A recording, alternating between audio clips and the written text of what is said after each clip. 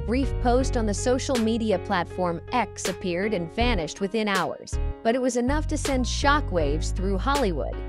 The status update didn't tag any real names, yet fans quickly recognized the familiar writing style of Sam Elliott, the man the world once dubbed Hollywood's last cowboy. In that short post, he flatly listed 8 names he would never forgive faces who were once tied to the cowboy persona alongside him, but who are now seen as having betrayed the soul of the American West. Some had gone on TV to publicly push back against his criticism, some used the cowboy icon for quick profit, and one even dared to drag Sam's name into a noisy political argument. Now, the question everyone wants answered is, who are those 8 people? Sam Elliott called out, and who among them is the one who angered him to the point of no return? One Clint Eastwood, the cowboy hero whose words divided America. In Hollywood's cowboy circles, they used to say, if Sam Elliott is the soul of the West, then Clint Eastwood is the last shot fired. But there was no mutual respect between them. Sam always kept quiet, rarely talking about others, but when it came to Eastwood, he never hid his discomfort. Everything became clear in the summer of 2012 in Tampa, Florida, during the Republican National Convention. Clint Eastwood, then 82, was invited to speak before millions watching live on television.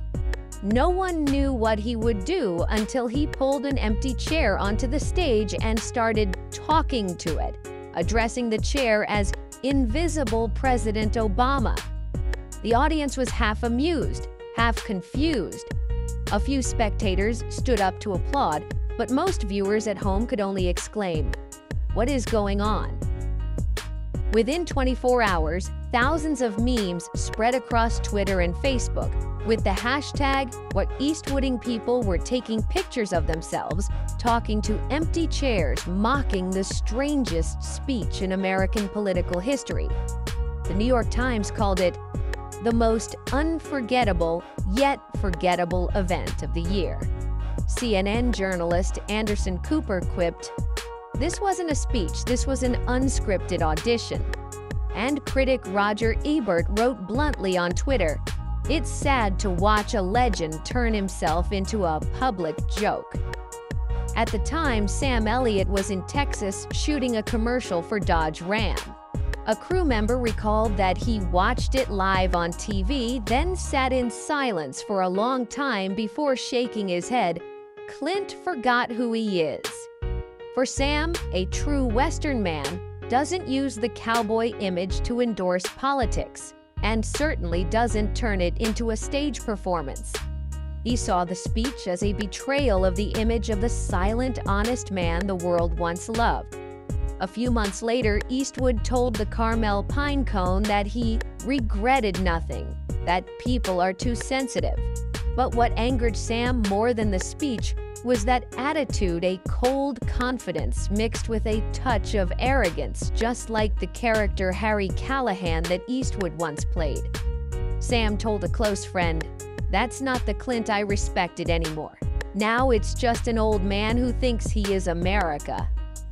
The difference between them became clearer as Eastwood continued to direct controversial films like American Sniper 2014 and The Mule 2018, where he maintained the image of the tough white man, often saying things that polarized the audience. Some critics felt he celebrated toxic masculinity, while conservatives praised him for daring to speak the truth.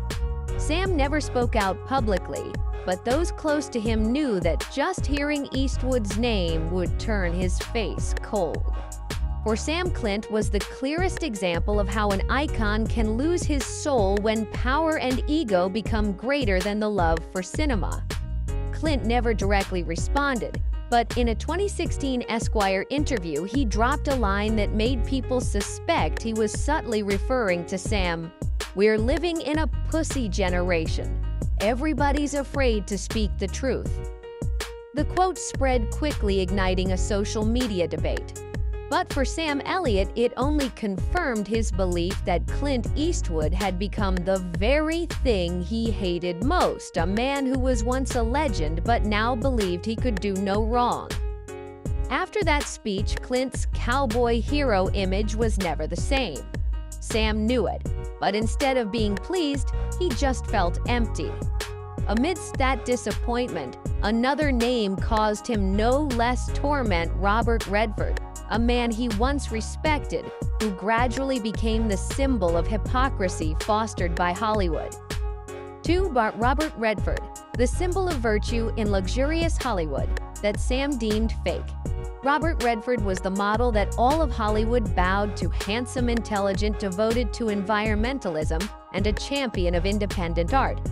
But in Sam Elliott's eyes, that glamorous facade was what bothered him the most.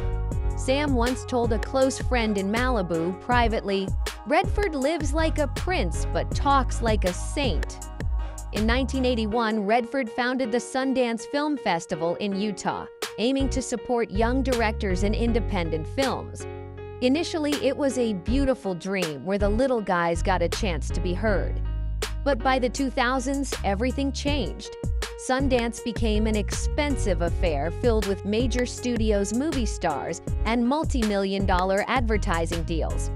Many indie directors complained that the festival no longer had room for real filmmakers making real films. In the Los Angeles Times critic Kenneth Turan once wrote, "Sundance has turned into the luxury version of the Hollywood it was created to oppose."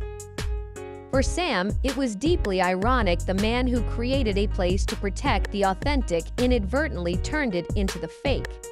A crew member from the show The Ranch recalled Sam once saying bitterly, "Go to Park City during Sundance season, and all you smell is Chanel perfume and Tesla exhaust, not the road dust and shaky cameras of an independent filmmaker." It wasn't just the festival. Redford's personal life also had its share of controversy. The Daily Mail once revealed that he owned at least 4 high-end properties, including a mansion worth over $7 million in Napa Valley, California, and a 700-acre estate in Santa Fe. Despite this, he often appeared on television advocating for green living, energy saving, and fighting climate change. This contradiction sparked public outcry.